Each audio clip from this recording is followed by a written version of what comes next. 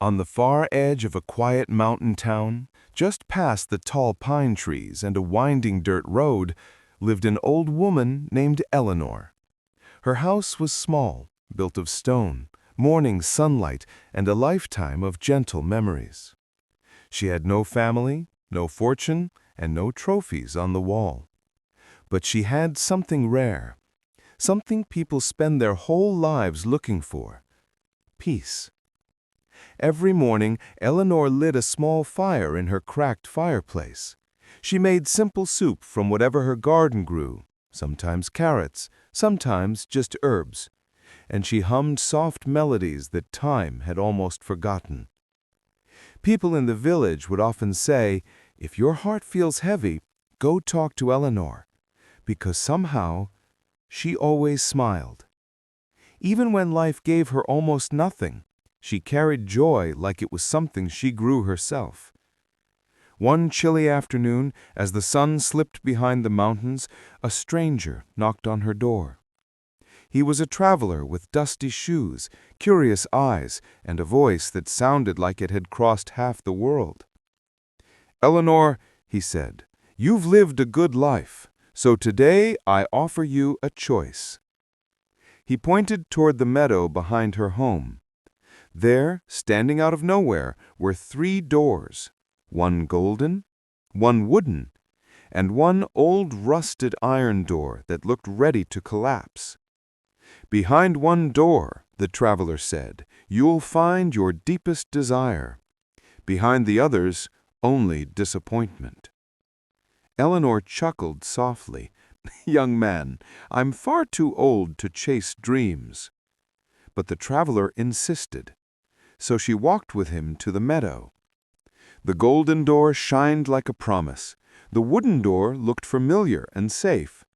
But Eleanor walked past both of them, straight to the rusted iron door. The traveler frowned. "Why choose this one?" Eleanor smiled the way only someone who has lived a long, honest life can. "Because the most beautiful blessings in my life have always arrived wrapped in ordinary, worn-out packages." She opened the rusted door. Inside, nothing. Just dust drifting in the sunlight.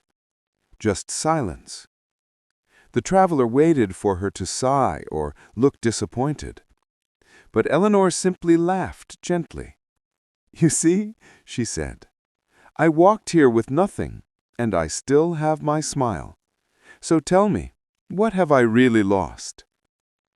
The traveler said nothing. Instead, he opened the other 2 doors. Behind the golden door were mountains of treasure. Behind the wooden door was a mirror showing Eleanor young again, wealthy, beautiful, untouched by time. "You could have had all this," he whispered.